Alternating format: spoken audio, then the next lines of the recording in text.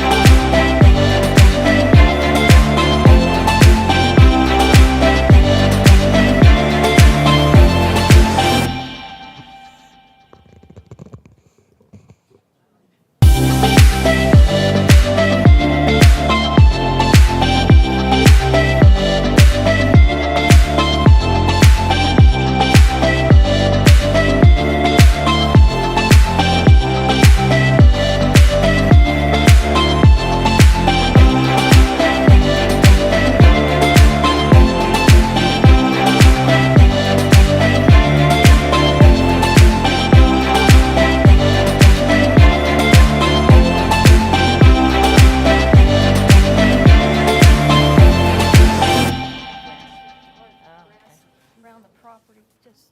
Oh, it's.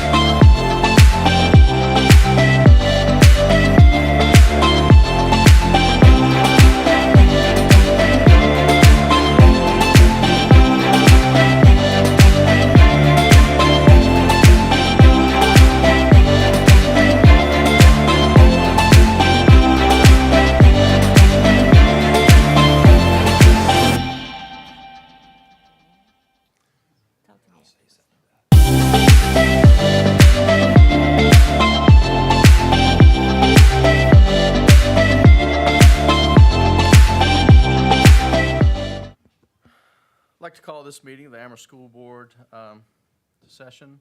So first, do you want to say something first? Yes, sir, Dr. Mr. Chair. Some of us are aware we had two students that graduated from Amherst County High School a couple of years ago who had a service dog. They actually got an honorary diploma from us for the dog service to the students and the school system. That dog had recently been put down, and so we just wanted to make a mention to Eddie and for the Wilson family, and that was a close part of their family. So I just want to take a moment to reflect on that for a second before we go into a moment of silence. Sure. So we'll have a moment of silence and a pledge of allegiance.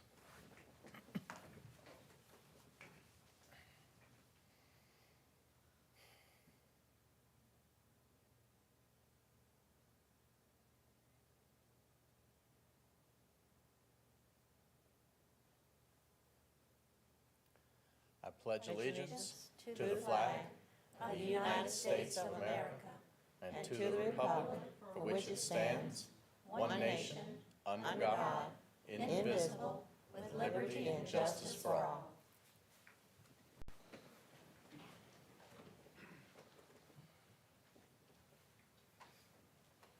Board, I need a motion to approve the agenda.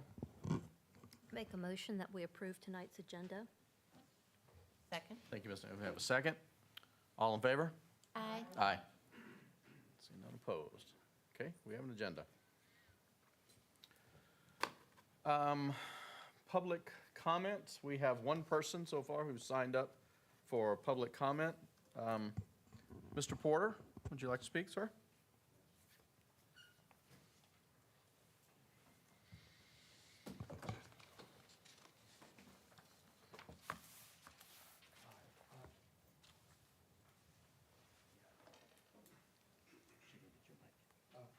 My name is Jeff Porter, 478 Woody's Lake Road, Madison Heights, Virginia. I have 3 issues that I'd like to briefly comment about. As we begin this new school year, I am excited for where things are headed in this school district, and I am grateful for each one of you who serve.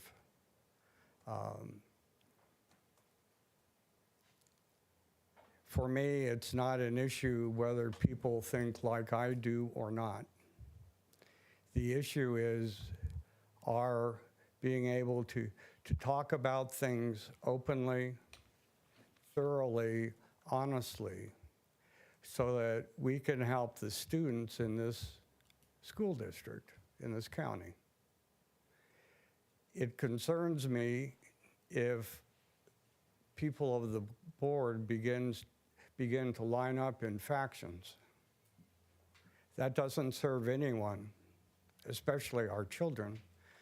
And it models that we cannot talk about something without becoming so impassioned that we cannot listen and work for a solution. So I would encourage you all, you're modeling to our children, to our community. So please do that. Secondly, as we go into this new year, I would hope that if anything that has resulted from this time of COVID and all that's been around us is our need to be curious. And what I mean by that is instead of what's behind a particular motion or information or facts, just because it comes from one group or another, for you to be curious about it, for you to doubt it, for you to make sure that they prove it.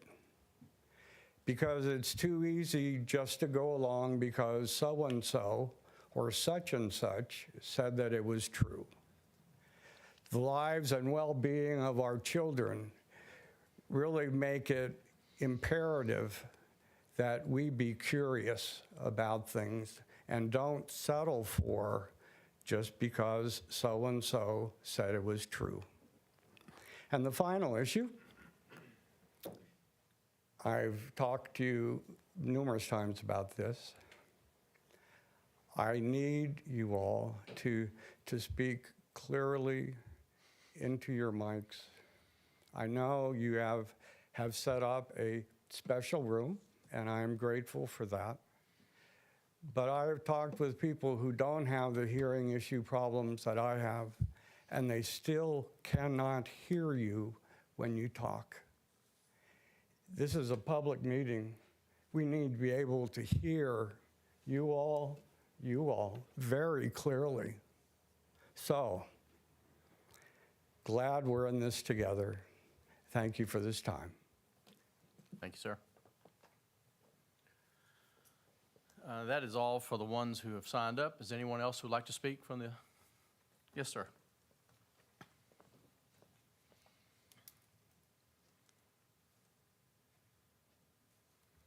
Evening Board, Sam Soger, District 2, ACPS dad. I want to just stand up here in support of our teachers and administrators once again. As we go into the 23-24 academic year, I really would like to focus on some of the really important issues. Like, for example, that Amherst teachers are making something like $7,000 less a year than Nelson County teachers. This is a huge issue. It should be the number one, like other things, it should be a top priority, like I talked about, like the passing rates that have been discussed in recent months. And I think sometimes this board has been really distracted by these kind of culture war issues, worrying about books in the library, and those concerns, like I've said before, may be valid, but I think it is inappropriate for the Amherst County School Board to be that battleground. Right now, I want to make sure that our teachers are being taken care of, and as one of the primary stakeholders in this enterprise, like all the parents and guardians, we need to make sure that the teachers are being taken care of. So I'd like to move into this 23-24 academic year with y'all focused on that. How do we support our teachers and administrators in doing the great job that they're doing? And as far as other things to be concerned about, take it to Richmond, take it to DC, take it to The Hague. But here, let's just focus on the reality of the situation and making sure that Amherst County students get a top-level education that rivals any other student in the Commonwealth. Thank you all very much, and enjoy the rest of your summers. Peace and love. Thank you, sir. Anyone else?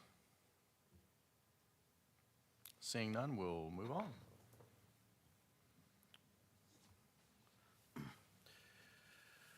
Uh, 3.0, consent agenda.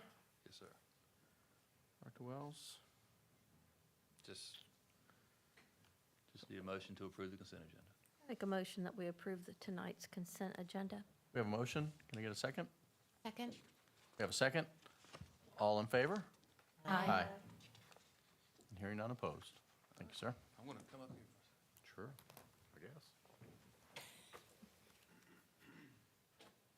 So, Mr. Chair, ladies and gentlemen of the board, since the consent agenda has been approved, we have some new administrative positions I'd like to announce to you and the county tonight.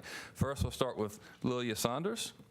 Lilia has accepted the position of principal at Elan Elementary School. Ms. Saunders served as assistant principal at Elan Elementary School for 3 years prior to accepting a new position. Prior to that, Mrs. Saunders served as special education teacher and special education lead teacher at Amherst County High School. She will have the opportunity to continue providing effective leadership to all the Eagle team as the new principal. And when I was coaching at Amherst County High School, she was one of our, what were you, a team manager in a football. I'm trying to think of the right term for it. She was a manager, so I've known her since about 9th, 10th grade at the high school. So it's been a couple years. But anyway, we welcome Lilia aboard. 25 years. Thank you so much. Thank you.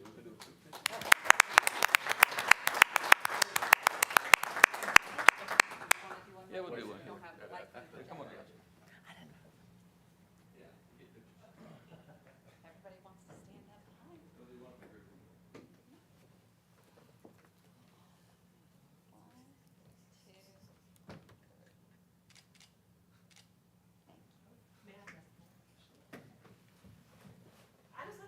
you, and I'm so excited to continue serving the students and families in Elam. So thank you so much.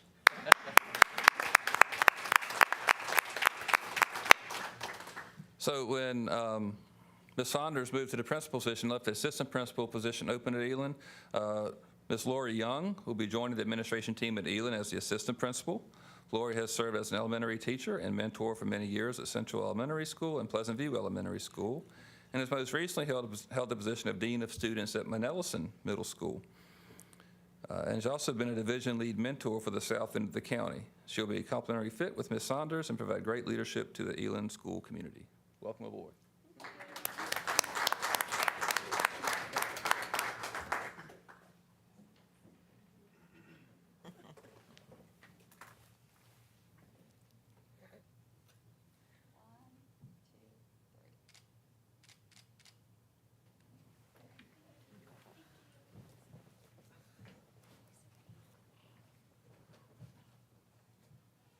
The next person tonight is Ms. Angela Penn. Ms. Penn has been an assistant principal with us at Madison Heights Elementary School. When the vacancy came up at Central Elementary School, she put her name in the hat to be for a transfer. So Mrs. Penn, again, has served as a special education teacher, lead teacher, and intervention and support team chair prior to moving to administrative roles. Ms. Penn will join Mr. Ron Profit, principal at Central Elementary School, bringing her experience and knowledge of our school system and adding substantial strength to the team at Central. So, Ms. Penn.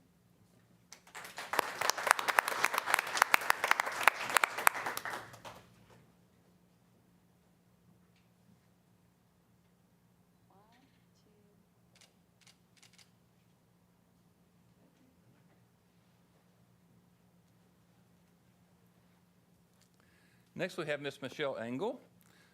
Michelle has accepted the position of assistant principal at Madison Heights Elementary School. Ms. Engel most recently served as the leadership capacity assistant principal of Amelon Elementary School before leaving for North Carolina, and then returned to ACPS this past year to teach fourth grade at Central. Ms. Engel will bring experience and strength to the administration team at Madison Heights Elementary School, and I welcome her back.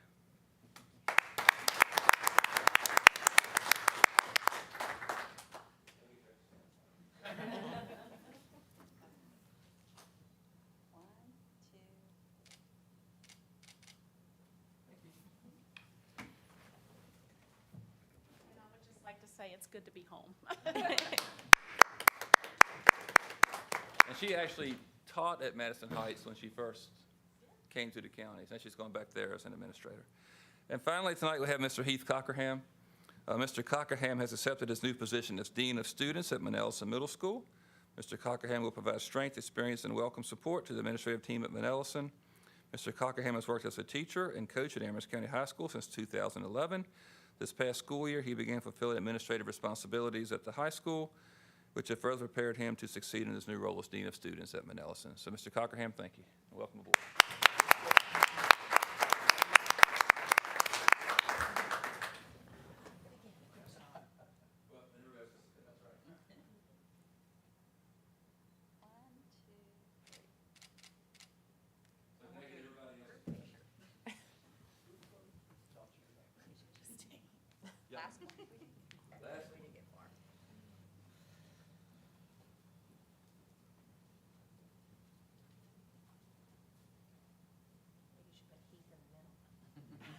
Always in the back.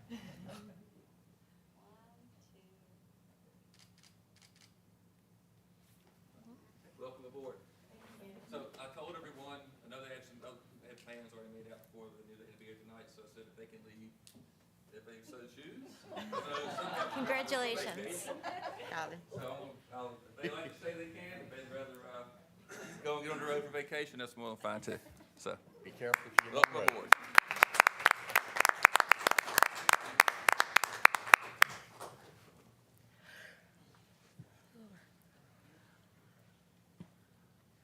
That was a big domino effect, just losing one position. Yeah. No, sorry, just them.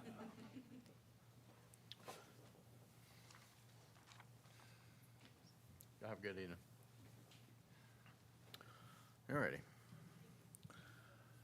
Moving on, 4.0. So 4.01 is the second read for the policy manual for school board policy. And I know, Ms. Thompson, you have prepared, so I'll just turn it over to you. Okay, Ms. Thompson? Mr. Chair, I would like to pull the following policies for discussion out of the mix.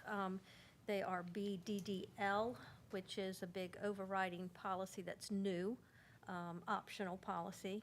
And the related ones that go to that are BCEA, BCF, BDA, BDD, BDDA, BDDF, BDDG. So they would all be pulled sort of together. Also JFC,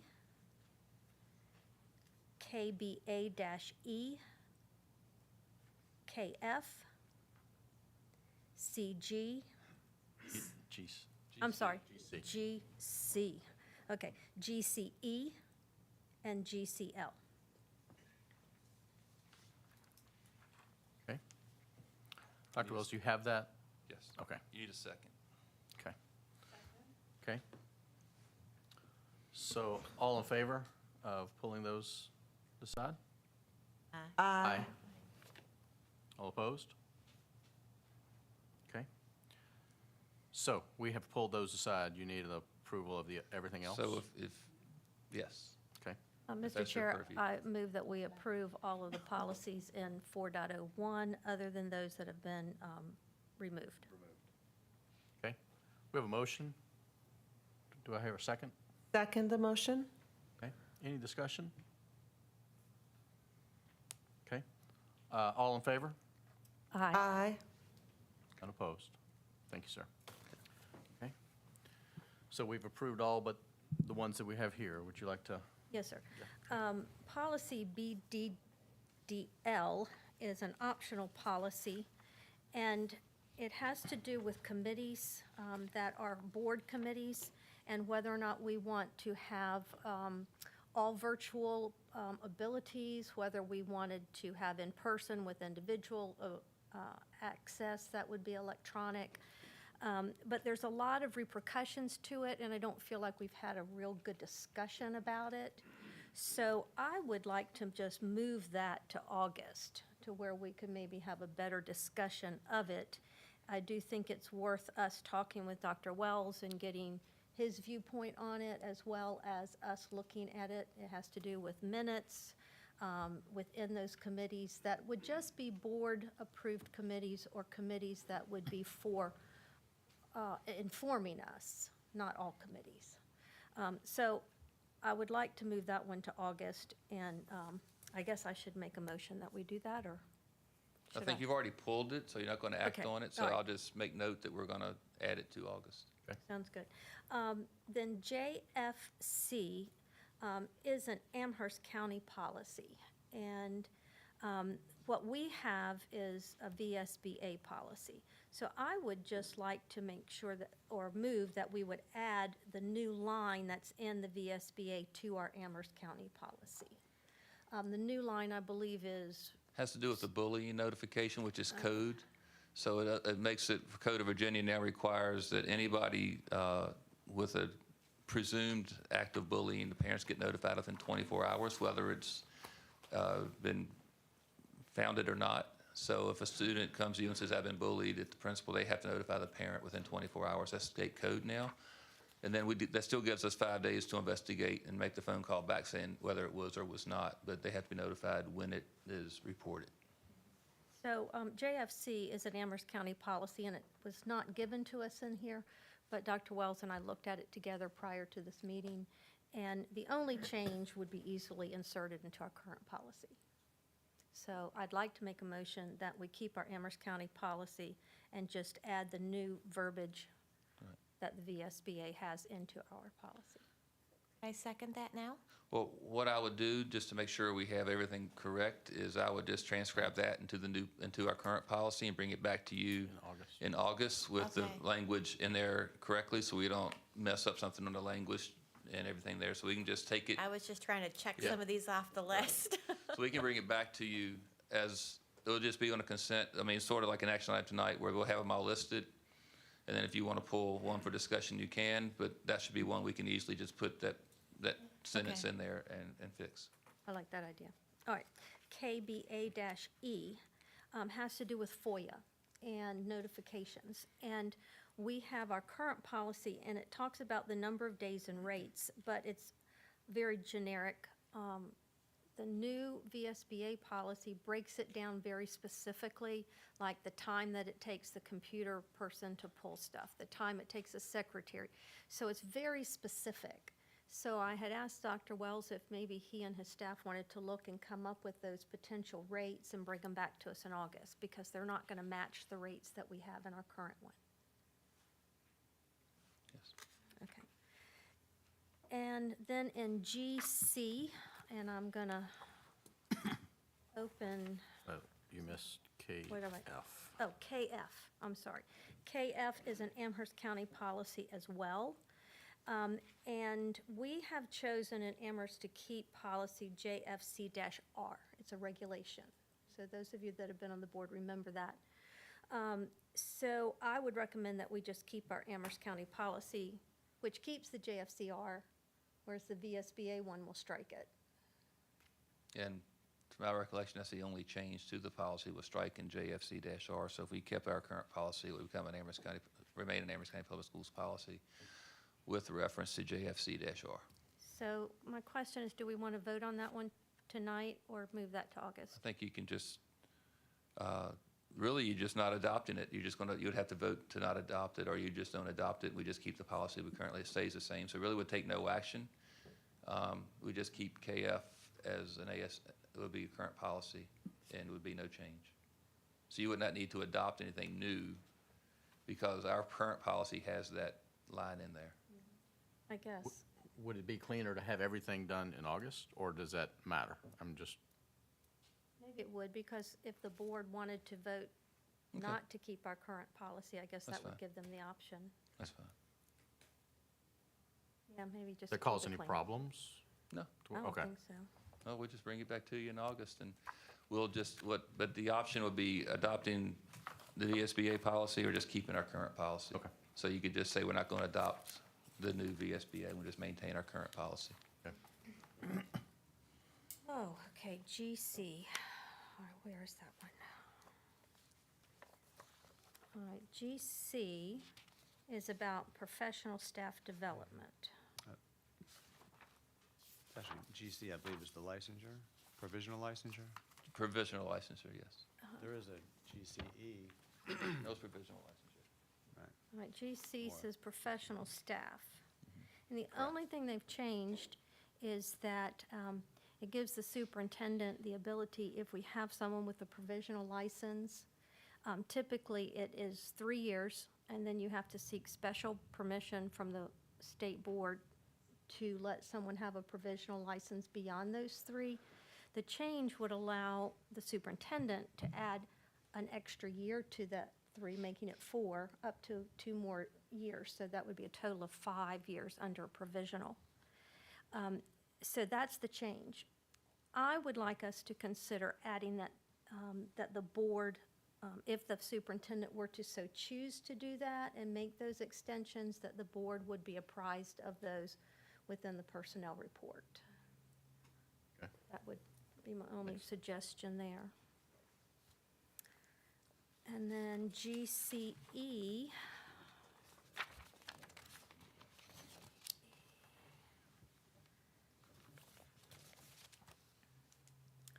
All right, GCE is about substitute teachers. And it currently says that substitute teachers must be at least 18 years old with a preference given to persons 21 years old or older, possess good moral character. We can insert any new things that we wanted. And then it talks about during the 23-24 year, 24-25 year, the school board may employ a substitute teacher to fill a vacancy for 180 days. Typically, it's 90.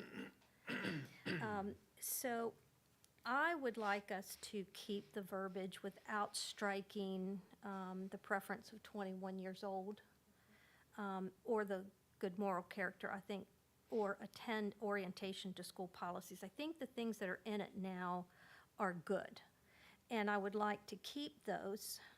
As far as the addition of employing a substitute for 180 days instead of 90, I would also like, I did previously, say that the board would just be informed in the personnel report, so that we are aware if we do have instructional staff that, or a classroom that's not filled with a qualified teacher and is using a substitute teacher, that we're aware as a board of our instructional staff and where we stand.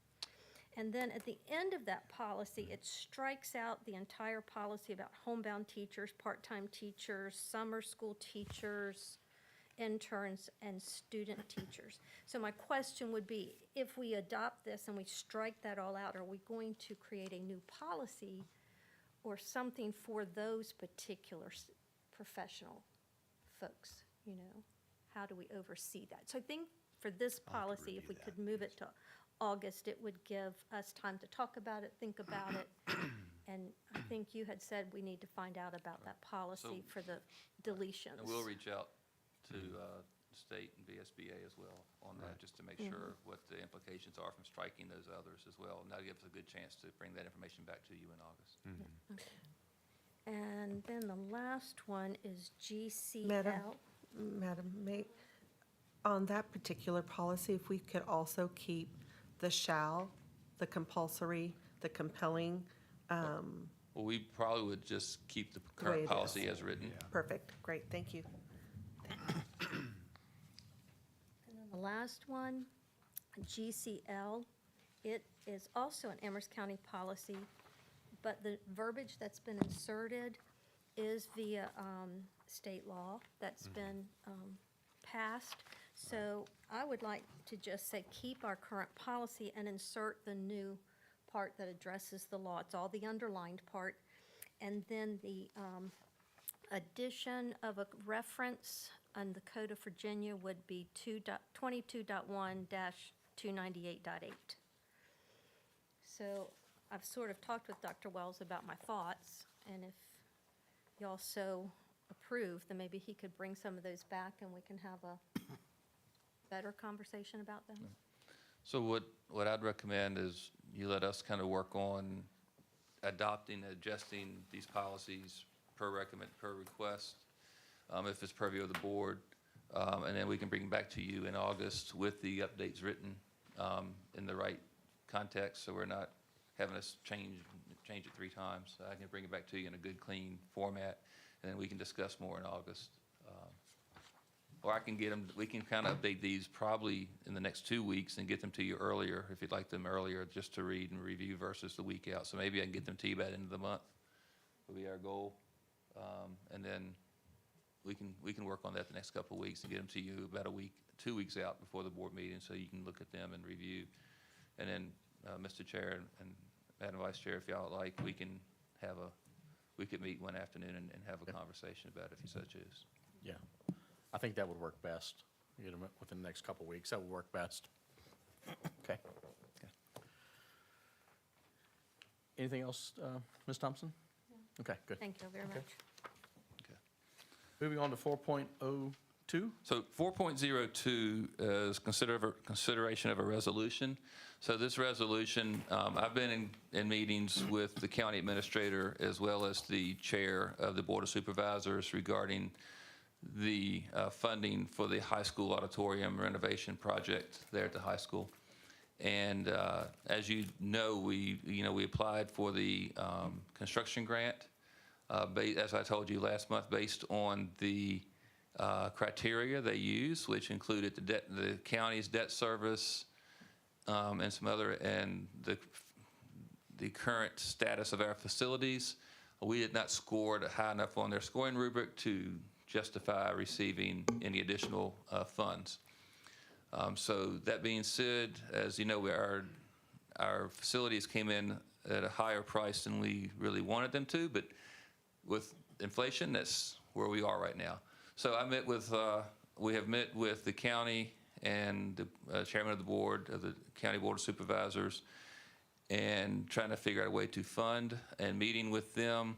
They would like a resolution from us requesting $10.5 million more. That's what I told them that would cover the construction to fix everything at the high school that's in our project, as well as the baseball, softball / soccer field house, concessions, restrooms out by the baseball, softball field. So we feel 10.5 million will get us the work completed at the high school and with our current project, plus get the construction on the field house restrooms and so forth. So Mr. Martin requested that we have a resolution, so we have drafted a resolution for that. And so it's pulled up there. I think you have a copy at your place.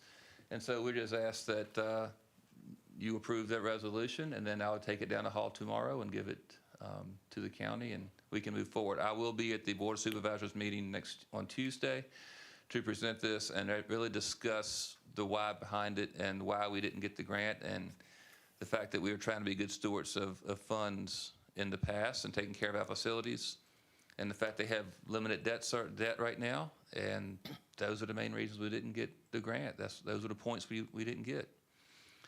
So, you know, I feel like, as I said last month, I feel like we're being penalized for trying to do the right thing in the county, where other divisions may not have, and they're getting the state funding that we're not entitled to at this point.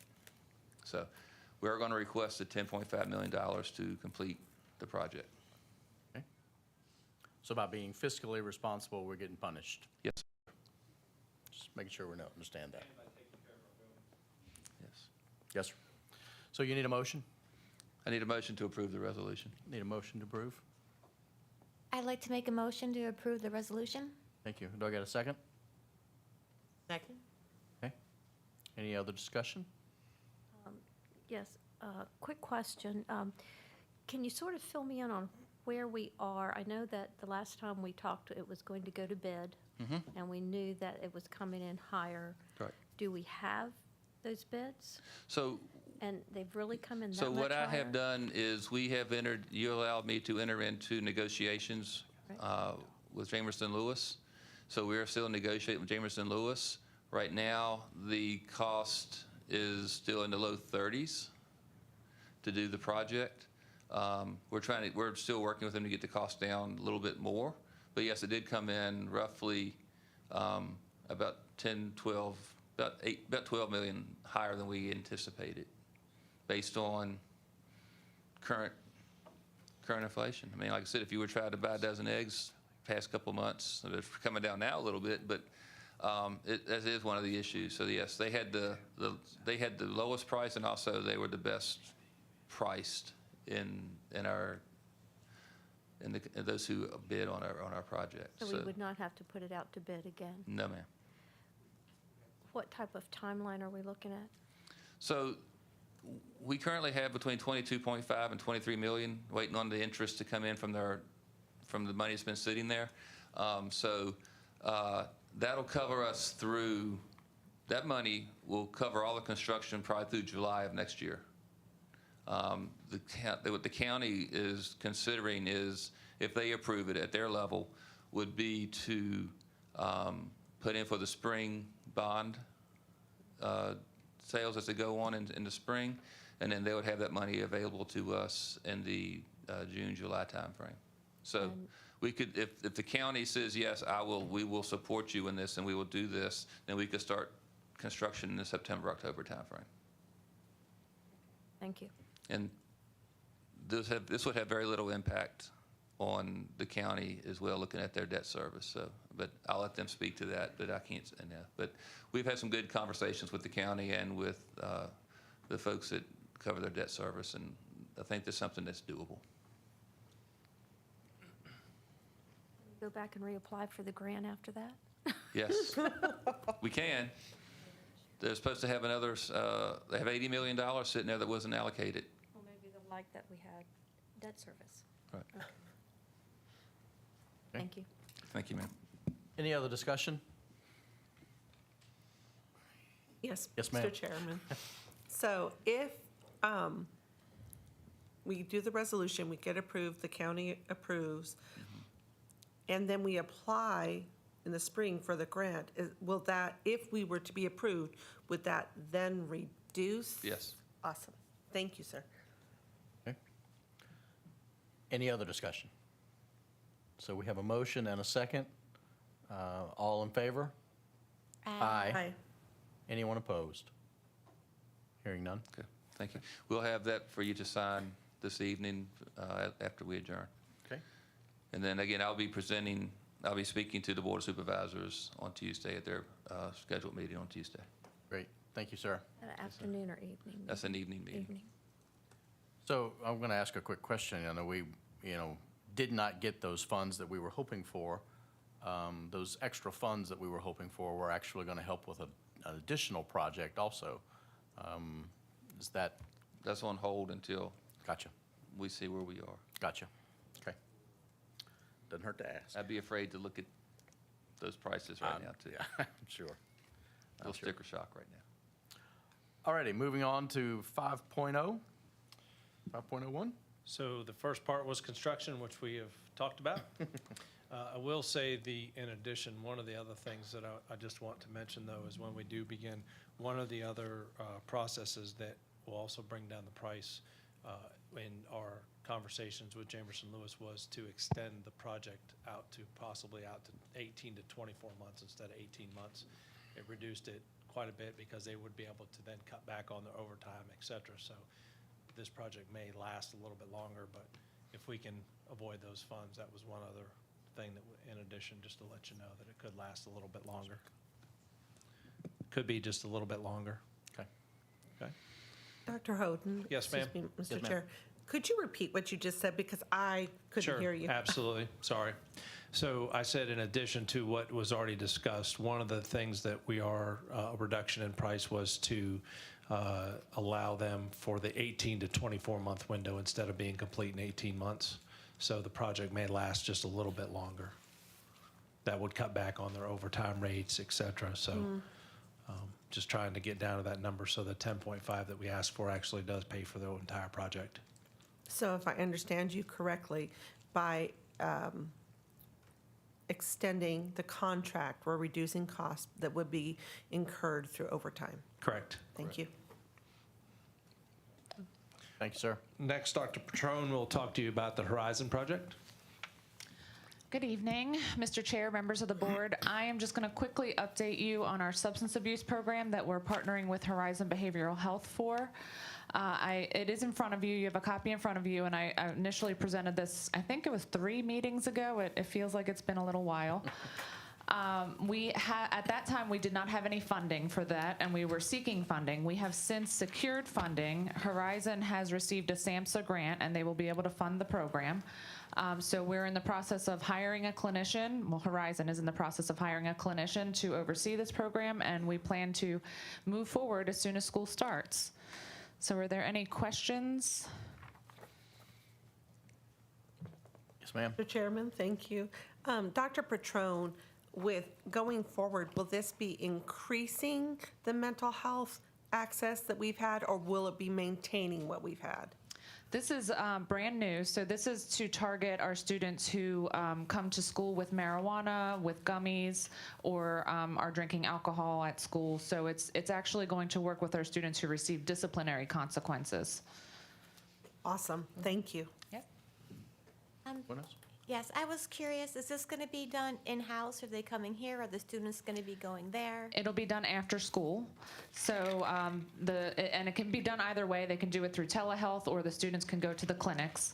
And they could do it in either Amherst or Lynchburg clinic, depending on which they're closer to. So it'll be done through Horizon. For our part, they will just be referred, and then we'll monitor that they're complying with the services. If they do it in Lynchburg or whatever, are we going to be doing the busing back and forth, or? No, the parents would be responsible for transportation. All right, and is that going to be able to get reimbursed, the cost to us for some of those students? No, Horizon would be billing for that, and they have the Okay. grant to cover all of the costs. All right, so Yes. it So doesn't cost us anything. Right. As you remember, we were discussing, alternatives for, with the amount of THC and things like that in the community, and looking at the amount of cases we had coming in this past year. We're trying to find an alternative to give them some supports, not just disciplinary consequences, but actually some mental health supports. And this program, if as we discussed, if the board and we do our disciplinary sessions, they can have the option of completing this program and being allowed back in school, given certain criteria for first offense. And then if they complete it, then it gives them those, but it gives the students that mental health component as well as a family component to this, to provide supports, because obviously just giving consequences doesn't seem to be helping right now. So we need to figure out some ways to give them the supports they need to kind of help with some of these addiction issues we're facing. All right, thank you. Quick question. Anyone else? Yes. And I think that we've talked about parents would have to accept this and Right. be ready to support it as well. Okay, thank you. ma'am. Thank you. There you go. Moving on, is that it for 5.02? Okay, just make sure. Moving on to 6.0, finance, Mr. Fowler? Actually, that was suspension report. 5.01, 5.02. sorry. Yep, that's all right. Mr. Chair, All right. members of the board, you have in front of you the suspension report, student suspension report for June. Short, so there shouldn't be any questions. It was a nice little one. Yes. Yes, ma'am. It's that time of year. Thank you. Moving on now to 6.0, finance, Ms. Lukanich? Good evening, Mr. Chair, members of the school board.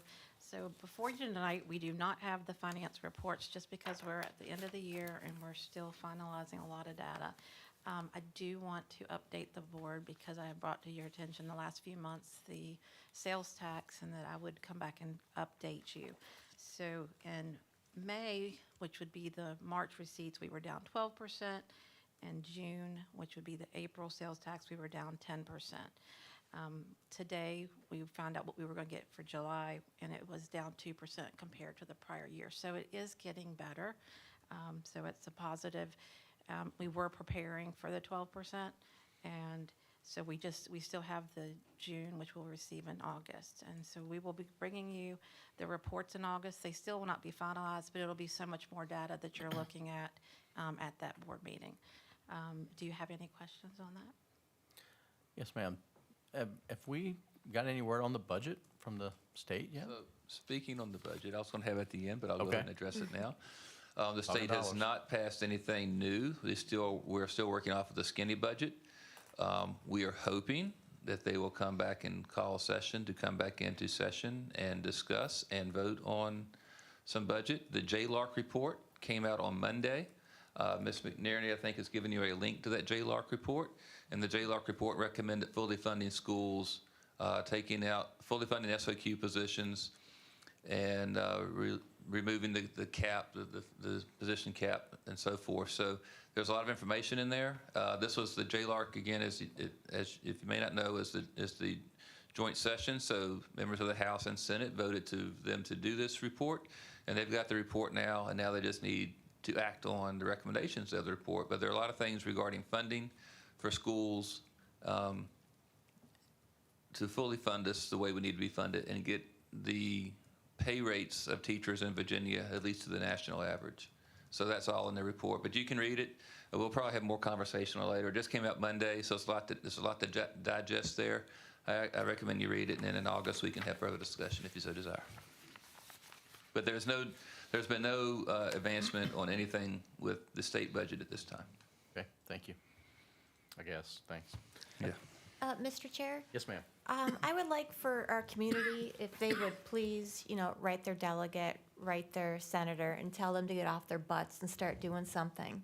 They have no problem passing right away, unfunded mandates that we have to provide money for, but they're not giving us the money we need to actually run the school right now, and I'm very upset about that. You could ask my husband. I scream at him all day about it.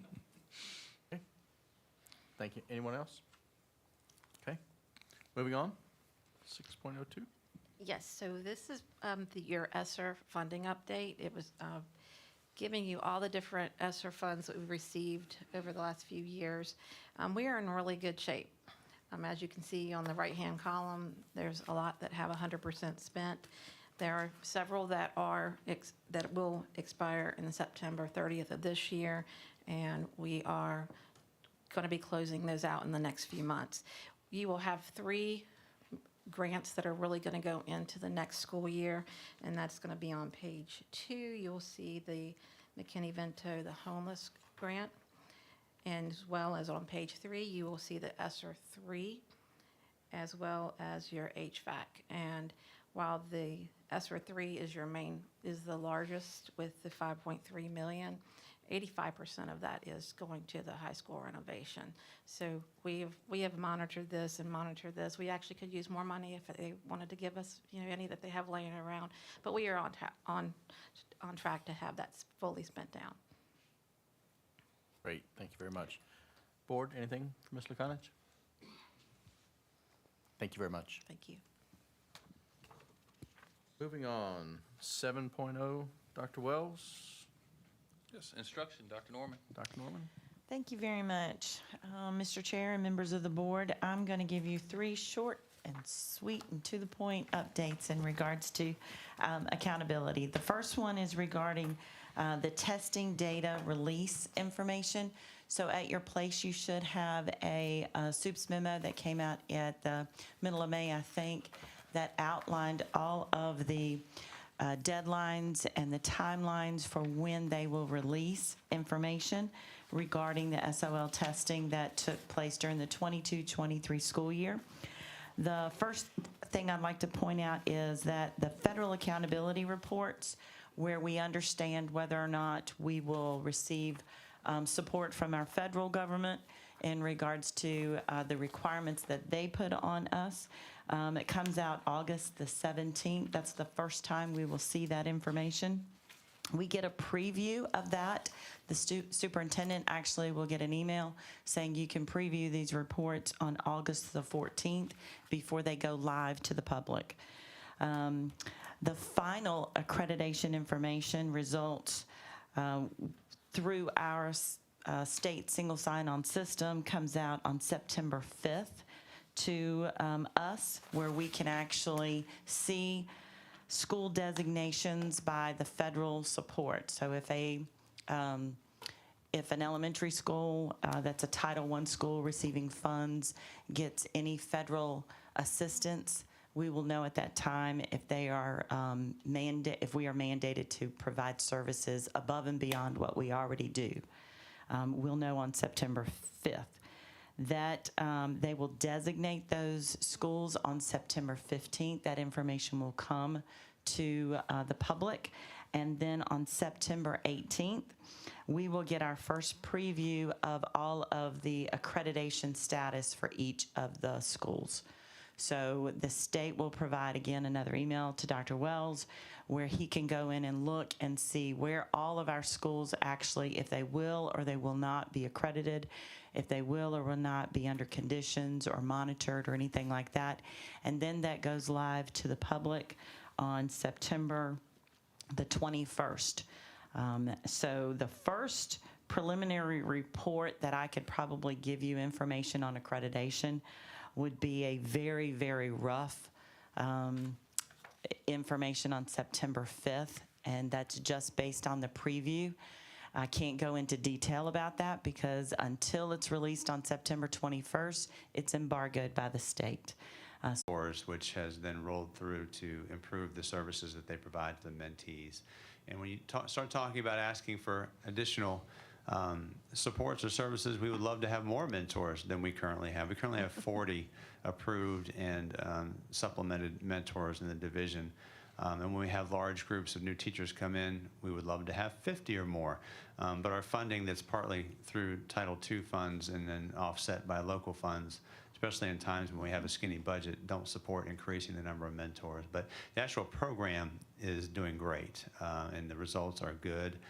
We would just could use more so they're not spread as thinly, if that makes sense. Yeah, how's our veteran teacher response to actually helping out with the mentor program? So expand on that. You mean are veteran teachers just being like informally mentoring others? Yeah, are they or? getting involved with the mentor program? I know I'm just afraid with all these new teachers coming in, not Yeah. just for our school, but throughout That's the right. country right now. We have, these young people coming in to become teachers. A lot of them didn't even go to class. They all sat home and did their studies online. So they're going to be coming in lacking some people skills, learning how to control the classroom, get their lesson plans together. Well, I think And- I think we have a lot of tremendous individuals and teachers and administrators and other personnel within our buildings that help, acclimate individuals, provide supports. In addition to the mentoring, the formal mentoring that they receive, there are a lot of other avenues and people that can support them. So I think that the mentors themselves actually link them in with other supports within the schools. That's part of their job as well. So they feel connected and confident. Is it always perfect? Probably not. We always could use more of that, but I think they do an excellent job. Right, I'll thank say you. the informal, unofficial mentoring, so to speak, just the teacher next door who's been there 20 years and the new teacher coming in, we have a lot of support in that capacity where they really support each other. So some of the experienced teachers learn from the newer teachers, and the newer teachers learn from the experienced teachers, so it's a symbiotic relationship. I see that a lot in yeah. the high school. And the department chairs and leads and so forth do a great job. Not to mention the division instructional staff and the supervisors and specialists that really are working in the schools more than anything else, and they serve as secondary mentors as well. They do a great job of that. All right, thank you so much. Okay. Mr. Yes. Chair? Quick question for Mr. Neighbors, sorry. Not Neighbors, Mr. Gallagher, sorry. One of us Okay, slant- one of us when- slants. Got Mr. Neighbors on your mind. I guess. So, Mr. Gallagher, when we talk about getting more mentors, is that a certification that we're referring to, where teachers that we have already are acquiring a certification or training that qualifies them to be a mentor, or are we talking about hiring other people? Not hiring other people. We're looking at internally to our current staff, and there are criteria for that in this application process. So we're looking at least 3 years of successful teaching and then recommendations from the principals and demonstrating the different, criteria that would show that they're going to be excellent at growing and helping develop our, early career teachers. So there's a process to that. And we actually have more qualified mentors in our division than we're able to fund and place in assignments annually. Like I said, we can place roughly 40, and most times we have up to 50 that are actually qualified if we were able to fund that and provide additional supports. So the funding, does that, if they're qualified as a mentor, that increases their salary, or is it, how is that working? It does. It's roughly a $1,000 stipend across the course of a school year, split into two. So is that a lot? Probably not a ton. They also get recertification points for that. So if you serve as a mentor, that can be 90 recertification points towards licensure. That's a benefit that you can use once in a cycle. But so a lot of times they do it because they're just awesome people and like to grow and develop and, help the early career teachers become better. So to have 50, we need essentially about $12,000 more somewhere. Somewhere in that range, which sounds easy, not always easy to come by. Right, yes. And Kim Laconis just looked at me as I saw that peripherally as you were talking about it. I was going to be sure I don't get hurt there. So I appreciate that, thank you. Okay. Yes, ma'am. I have a question for Dr. Norman. I know that final accreditation results are coming out in September, and I understand they're embargoed, and I know what that means. Is there anything in the embargo that prohibits us from getting raw data sooner? I don't know, I've never been asked that, so let me check into that.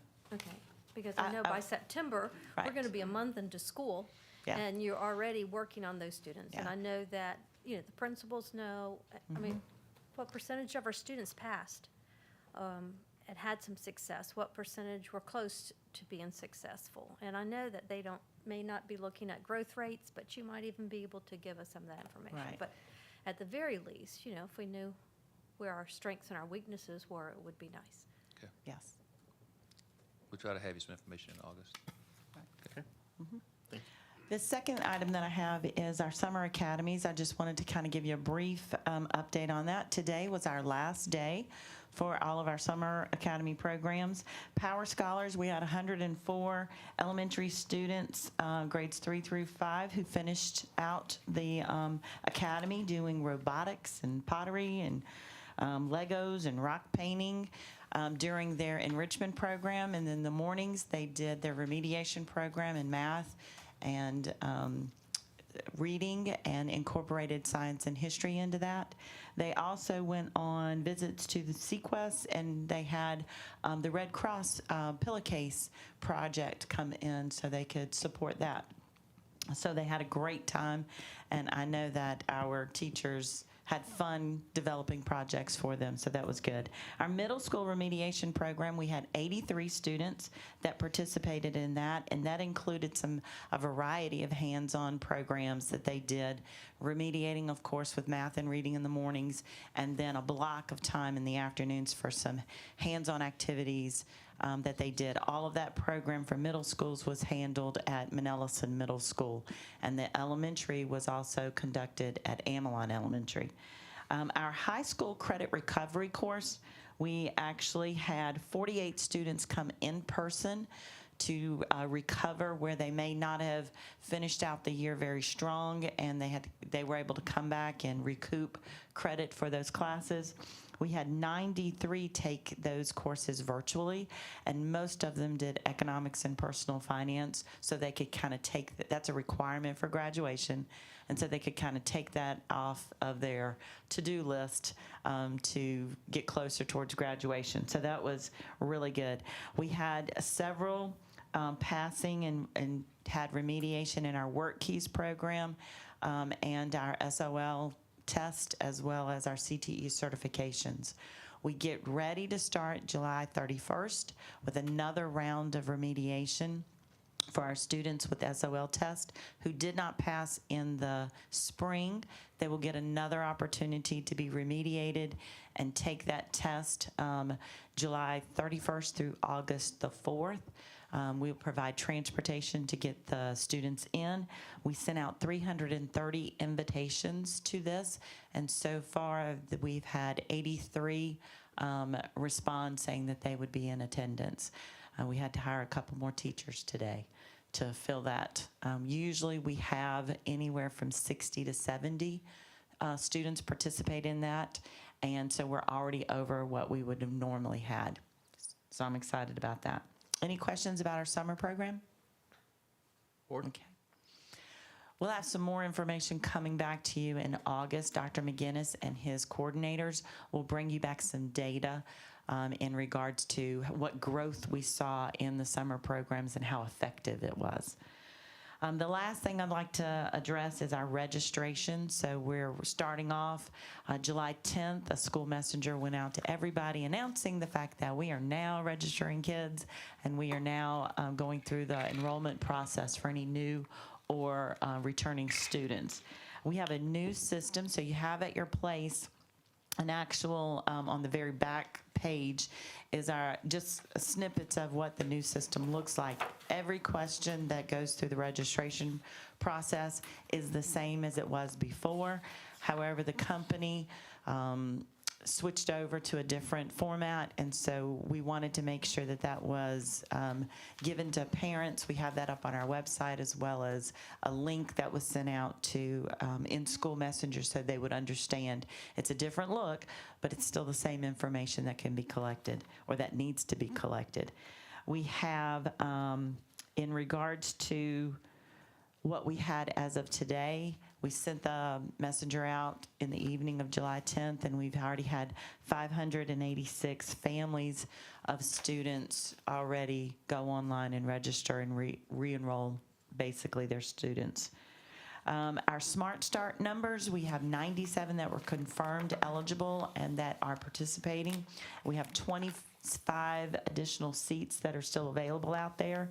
And kindergarten enrollment, we are really actually ahead of the game in regards to this.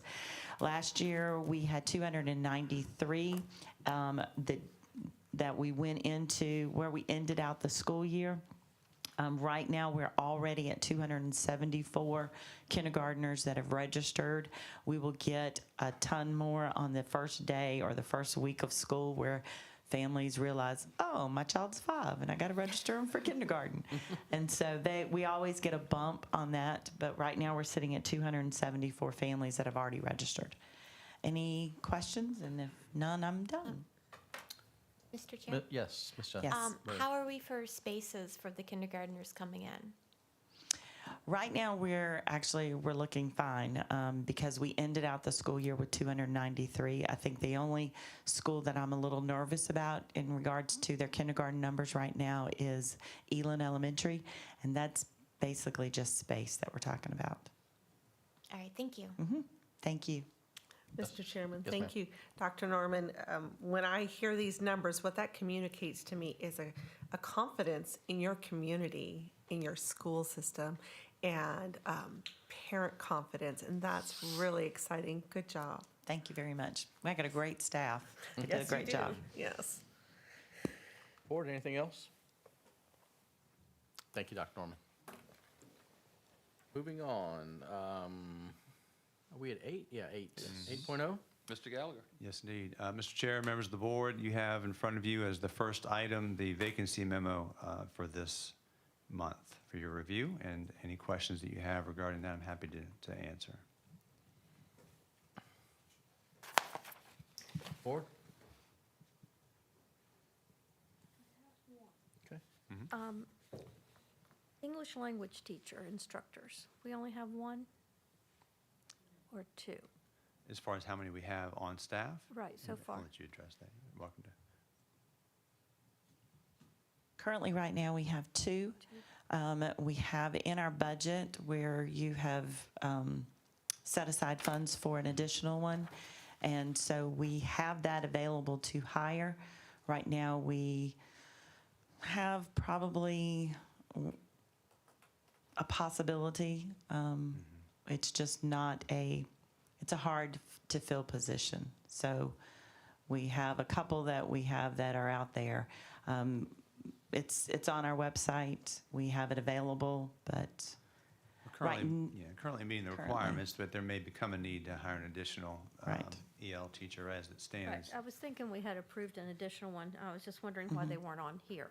Like, I was wondering if we had already hired them. right. So we had 2 last year. One of those vacated the position at the end of this school year, and left us with an open one for the 2 slots that we normally would have had. And then we have that additional extra. So we had the one that we were thinking we would hire for that 3rd slot that y'all had approved. We replaced it with the one who left us. So we had 2 on staff last year, 1 left, and we filled the position, and now we have 1 available. And it may be necessary that you see that on there again in the future based on need, that we add an Correct. additional position. But we haven't filled it at this time. Yeah, it's So- vacant. But it's on our website, it's just not on this report, Correct. right? Okay. Mr. Chair, Yes, ma'am. I'm a little fuzzy. So we have money for 3. We filled 2. He filled 2. We didn't fill the 3rd because there was not a qualified applicant. We had a qualified applicant but we used that to fill Fill the this- the The vacant. vacancy. So Right. basically, the one that's empty right now is the 3rd. Right, and we had just Okay. filled that 2nd slot. Is that what you're seeing on the Well, and the report? reality is too that we also have been monitoring the budget situation. Correct. With the state to make sure that even though we do have that money, do we really, with everything going on, we anticipated that we would. It would be helpful if we had a resolution to the state budget beyond the skinny budget, and I think we would be more comfortable of not overspending right now to hire a 3rd position. So it's a Thank little you. bit fiscal responsibility as well as having a qualified person apply. Anything else, Board? Yes, Mr. Gallagher? Yes, ma'am. I thought last time we talked, we were going to have all those high school spots filled. Did something happen? No, we had all our high school spots relatively filled. The CTE, we knew we were not going to fill that one. We do have an individual who is working towards certification in that area and has served in a long-term capacity, so that looks strong. The social studies position at the high school that became available for fill based on some other moves and hirings within the division. You met somebody earlier this evening who received a dean position, and that kind of vacated that spot. So there was a reason for that. The Manelison Middle School social studies teacher we had hired, that person had not signed contract yet and then moved closer to home and rescinded. So a couple of these were actually filled, which is interesting. and then rescinded, which is okay. Just people make different decisions and go. But yes, so high school, it's just the one, and then the social studies that became vacant. So we were in strong shape there. We've taken care of a lot of our positions at the high school. Okay, do we still have people putting applications in to fill those teaching spots? Gradually. That is a trickle at this point, but they are, yes. So we do have some opportunities coming forward. For example, English, we have interview Friday for that one. We have, like I said, plan in place for Amherst County High School for the CTE, and as far as the elementary at Central, we have 3 interviews on Friday. So we are working very hard to try to find individuals who are qualified, not under contract, and are strong fits to fill these positions. Okay, I also see that now we have 7 full-time and 4 part-time for bus drivers. Correct. Are we going to be able to keep all the buses on the road with those being opened? So I believe we have a plan in place, and that may include, well, I don't know if I want to speak to that, Dr. Hoden, yet or not, without that being formal, but we do have some plans in place on what we're going to do with the routes and so forth. And You going to drive a school bus, Dr. Hoden? Well, currently, Rhonda, Ms. Campbell is working on consolidating some routes. Yeah. Also, we've had a couple other applicants and a few other people in the training class. That's right. So we're hoping that we can, Oh, we have another training class going on now? yes, ma'am. Okay. How many applicants do we have in there? We have several coaches, 1 full-time, and then we have 1 that has just applied that already has all of her CDL credentials that Ms. Campbell talked to this week. Okay, that's good. Thank you so much. Ma'am. A quick question, Mr. Gallagher. What Yes. area is the CTE teacher? that is in imaging technology. Imaging. Thank you. Welcome. Anything else, board? Okay. All right, thank you Thank for you, those Mr. Gallagher. questions. Yes, indeed. The next item I have, believe it or not, is about New Teacher Orientation Week, which is like literally just around the corner. It is summertime, however, we are getting ready to kick things off before you know it. And that's not to freak anybody out who's on vacation, but you will be back soon. So I want you to take a look at that. If you don't mind, there's a couple areas I'd like to emphasize. From the big picture perspective, it's just to give you an awareness of what is going into New Teacher Orientation over the course of a week. We did used to have, for several years, 7 days that we prepared, and felt at this point in time that we would be okay to move back to the 5 days from the original plan and provide everything that these individuals need very effectively. But this shows what we're going to be providing over the course of the week. A few important dates for you to remember. The very first day, when we have our, I don't know if this is working, if we have our breakfast at 7:30, at 8 o'clock, the welcome breakfast at Amherst County High School. We would like you to be present. So I invite each and every one of you to be present for that, to be introduced by Dr. Wells to all of our new teachers so they can put a face with a name and understand who our board members and representatives are. We would love to have you there.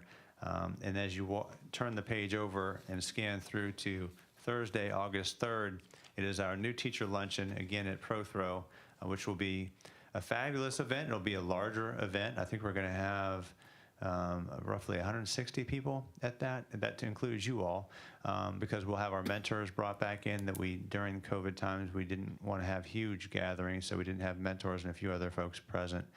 This will be back to those days where we have a full house there.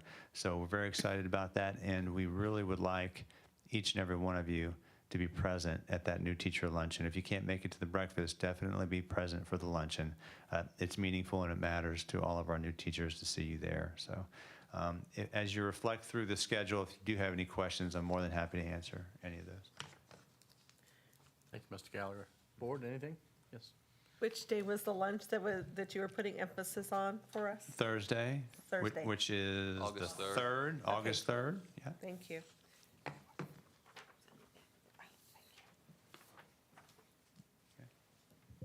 Board, anything else? Thank you, Mr. Gallagher. Moving on to 9.0. Superintendent matters, yes, sir. That's you. So, Mr. Chair, ladies and gentlemen of the board, I'm going to do a few things with you tonight. First, it's not on the agenda, but wanted to talk about the Leadership Academy. Is an initiative we're going to start this year. And as we talked earlier tonight, you kind of heard looking at our staff and providing supports to our staff. And what we really want to do is invest in our teachers and our first and second year administrators as far as assistant principals and give them more leadership capacity. We want to build capacity within our buildings. So we're going to start a Leadership Academy. Wanda Smith and Josh Neighbors are going to kind of hit that up for us. And we're going to start actually in August during Teacher Week and with our first orientation meeting. And then we'll do quarterly meetings throughout the year on teacher work days. And we'll pull these folks in. Looking around 50, we want to do around 15. Ms. Smith and Mr. Neighbors feel that's the number they can really work with. If you go more than that, it might get too big and too cumbersome. But for this first year, for this first cohort, we're going to look at around 15 of our staff and really work on their leadership capacity and build capacity among our staff. So when we do have needs in our system, we can call on our own people to fill those needs. So it's really important for us to build the capacity of our school division and of our people. So that's the main goal there. So I wanted to make you aware of that. You'll hear more about that as the year goes on, but we are going to start this. This is a new initiative for us, and it's something that I think is vital to us and our success moving forward, is to build the capacity of our staff moving in. Questions? Board? Okay. Okay, thanks. All right. So leadership conference, the past 2 days, we held our leadership conference. We had it Tuesday and Wednesday at the high school. And this year, our focus is on engagement, on being engaged, and what does it mean to engage. And so we really wanted our administrators to focus on what does it mean to engage. And so we look at that from several different facets. When I was talking with students and parents in the community, the one thing parents have been saying is they really want the schools to engage more with the parents. And so we really need to look at how can we really focus on working with our parents and engaging with our parents more, whether that means it's more phone calls, more newsletters, whatever it may be. We've got to really talk to our parents to figure out, okay, what do you mean by engage, right? What do you want? So we're working on that. But then students, when I was talking with students, I had some straight A's from some students at the high school who were on that stage when we had graduation, all the way to some students who missed 30-some days of school and weren't doing too well academically. And what I asked is, what can we do to make school better? And what is it that we need? And to a person, everybody was stating that the reason some folks get in trouble, the reason some folks miss school is because they don't feel like the teachers and the instruction is engaging them or the schools are engaging them. So we really need to look at how can we engage our students, how can we engage our families, how can we engage our community? And that's going to be our focus this year, is on the focus word is going to be engage. And so we want to engage with them, but we also need our parents to engage with us and our community to engage with us. So it kind of takes that Show Up Amherst initiative, big idea. Last year, we just want people to show up. Now we want people to show up, but actually show up and engage with us. Or we want our students to show up and really be engaged in school. We want instruction to be engaging instruction. So we don't want to have students sitting on a Chromebook for 45 minutes in a class, right? That was great during the pandemic because we had to do it that way, but that's not how we need to instruct now. We need people actually looking each other in the face, eye to eye, and having conversation and really and having those conversations. During our leadership conference, we had a technology-free zone. We didn't have laptops out or phones out in that sections of the cafeteria for 2 days. Now, we got behind on email, so if you tried to email me during the day, Tuesday or Wednesday, I didn't respond because I didn't have my laptop out either. But it allowed us to really come together and really engage with each other and what we were doing and not be distracted by the 500 emails we get or the text message or this or that. So that's going to be our push this year moving forward. I'll have more for you on that. When I do convocation, that'll be my focus of convocation speech. You'll get to hear more about it then as well. But I wanted to let you know where we kind of were on that. I felt it went very well. I'm going to survey staff and just kind of get the staff that was there and kind of get a feel from them on how they felt this leadership conference went and things we could improve upon and things that we were strong on. But overall, I felt it was a very positive 2 days for our staff to kind of come together and really get focused on where we need to be for the school year. If we do engaging instruction that's focused on the standards of learning, then I'm sure that'll take care of all the other testing issues that we have. It'll also take care of our attendance issues that we have if we engage our kids and do things that make them want to come to school. So that's our focus. Questions? Board, yes? Yes, I had a question. I love the Show Up Amherst, but I did hear from some parents that they filled in the information to be part of Show Up Amherst and like come into our schools. For volunteering? Yes, and they haven't heard back yet. So is there going to be any updates on that? Yes. So that's at the school level. So if they feel something over the summer, they might not have gotten it, but we'll have that conversation with principals about that. Make Okay. sure they're pushing that and reaching back out to folks. All right, thank you so much. Yes, ma'am. Thank you. Next on my list is the JRA NOAA BWET grant. We're in year 3 of that grant, so we sent 4 of our teachers to Williamsburg to work with the JRA. So they got to, the first year we were in the middle part of the river, and they got to experience the Middle James. Last year they came to Lynchburg, and all the teachers from down in the tidal water and Richmond area, that part of the grant, came to us. And this year they went down to Williamsburg and got to experience the lower James River and look at the ecosystem there. And so this is year 3 of the grant. The grant will expire this year through the NOAA BWET grant, and we're going to try to figure out a way to keep it happening for our students, because we feel that environmental education is very important for our middle school students, and being on the James River and knowing the environment there and knowing what's going on is vital. So we're going to keep continuing this, but this is year 3 of the grant, and I think it's been a great experience for our students and for our teachers, and we look forward to continuing it. August date reminders. New Teacher Week, as Mr. Gallagher just said, is July 31st to August 4th.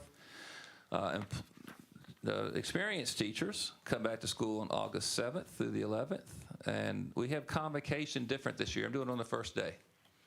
So we will serve folks breakfast on the 7th, and then we're going to have convocation on August 7th as opposed to that Friday. The reason I wanted to do it on August 7th is because I really want them to understand what our drive is this year and what our vision is this year and what our purpose is this year on day 1. So when they're making their plans and working in their classrooms throughout the week, they know what they're planning towards, as opposed to going through till the end and then hear me talk about what the goals are, what the vision is. So we're going to do it on day 1, get everybody in on day 1, kick the year off great. They'll be with us in the morning. Then they go back to their schools in the afternoon for their opening faculty meetings, lunch with their staff and things like that. So they'll be at their schools in the afternoon, but we'll do convocation the morning of the 7th. We're going to do breakfast for everyone and then have convocation on the 7th. I'll have more information coming to you on that to remind you. And again, I would hope the board will be there on that day, and we'll have a good kickoff of the school year.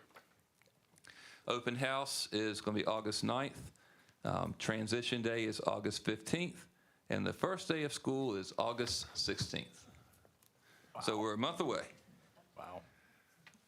As I told people, after July 4th, summer's over, so we're here.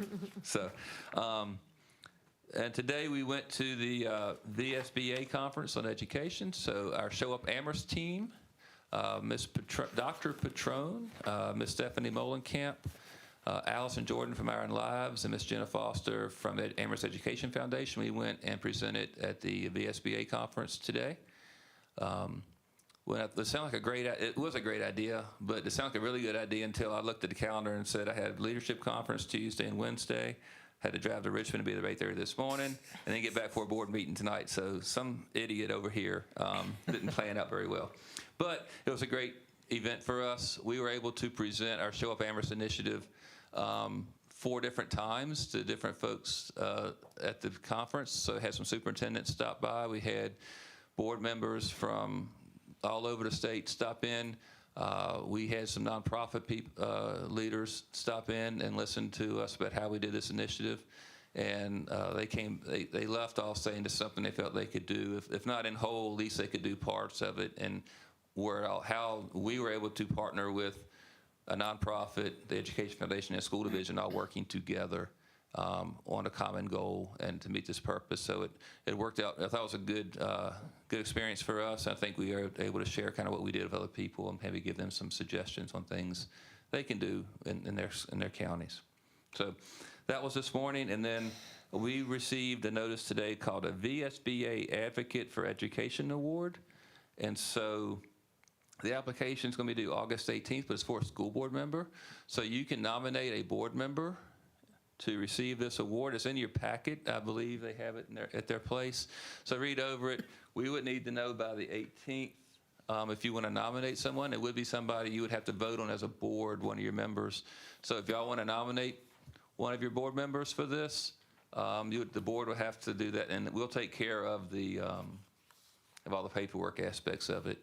But if y'all may, at the August meeting, since I have till the 18th to submit, if you wanted to select someone to vote on, y'all can have these conversations offline, and if you so choose, and you can nominate somebody at the August meeting, and then I could get the paperwork completed before the 18th.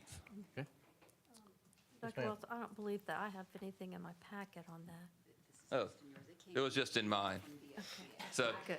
you will Okay, have it. sounds I good. had it in my packet, not in your packet. I'm sorry. And But one more thing, you were talking about the first week that everyone comes back to school and have convocation on the first day.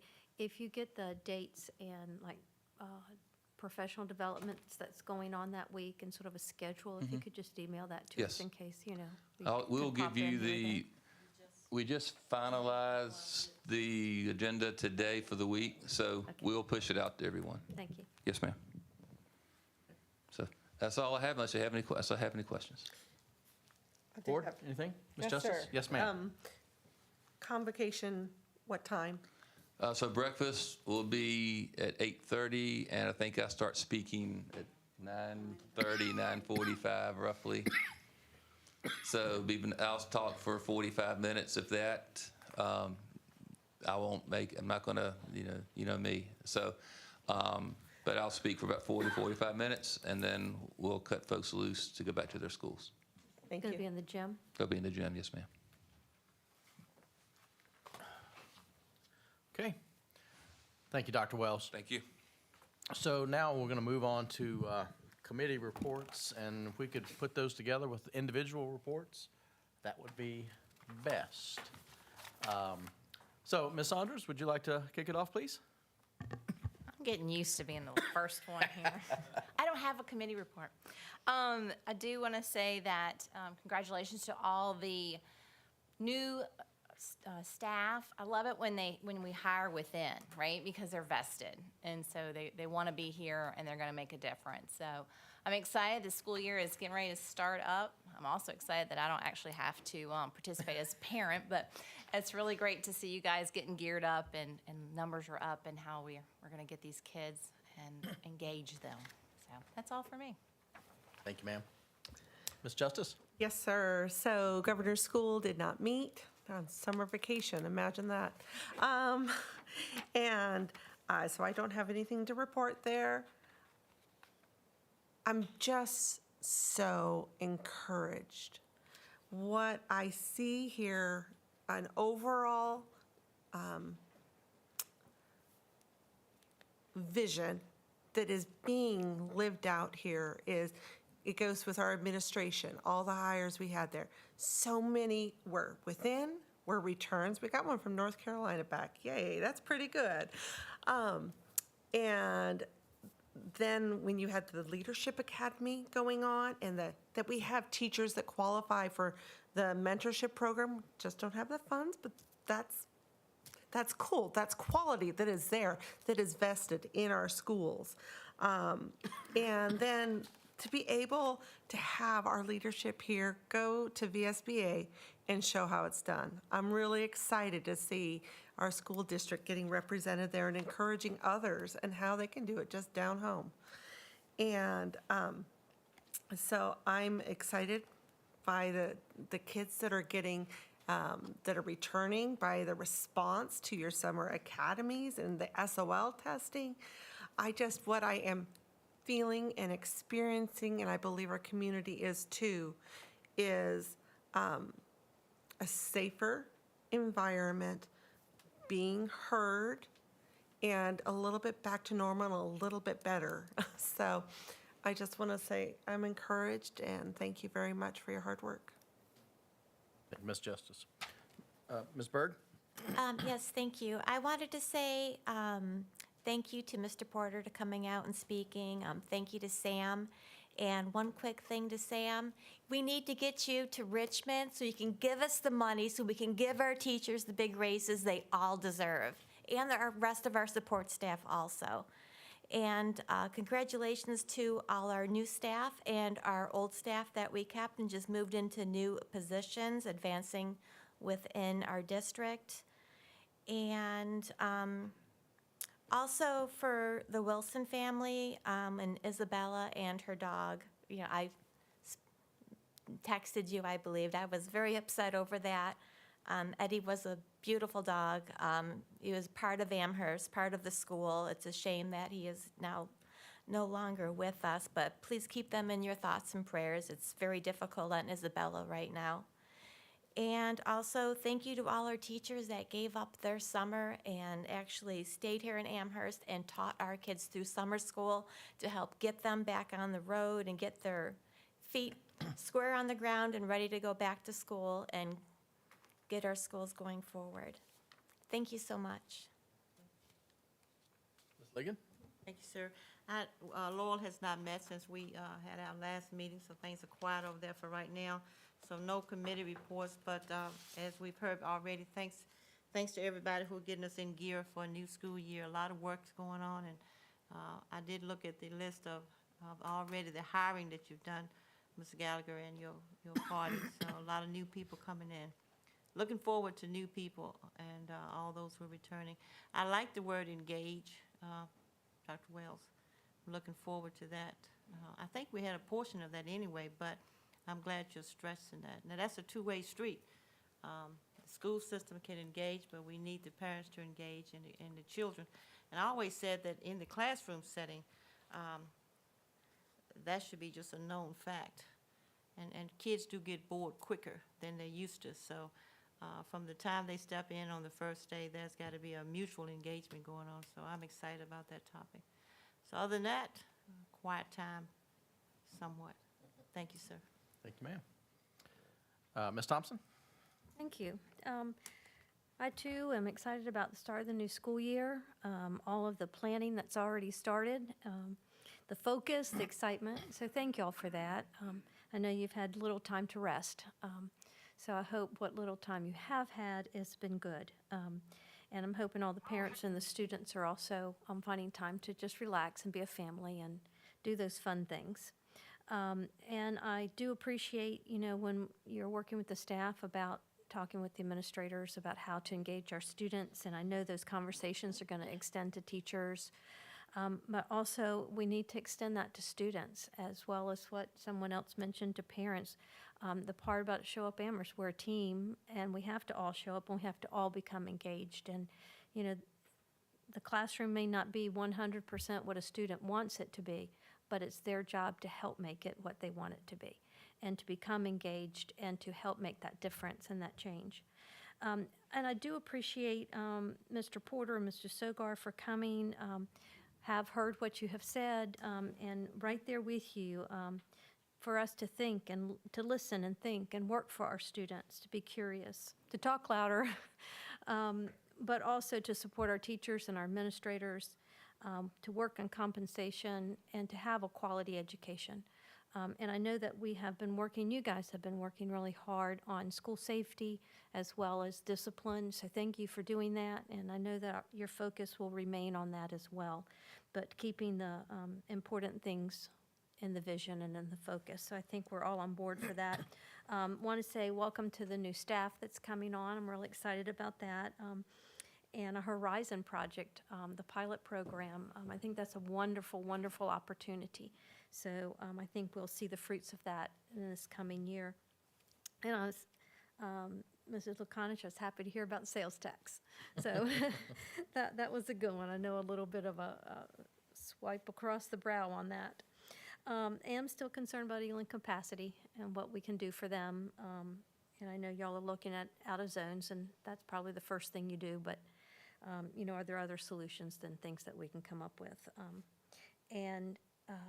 I was just thinking when you were talking about your administration leadership team and talking with principals about engagement and all of that, maybe through the year it would be good to hear some of the principals come and tell us some of the things that they're doing to to get those ideas to move forward and get the students to become engaged.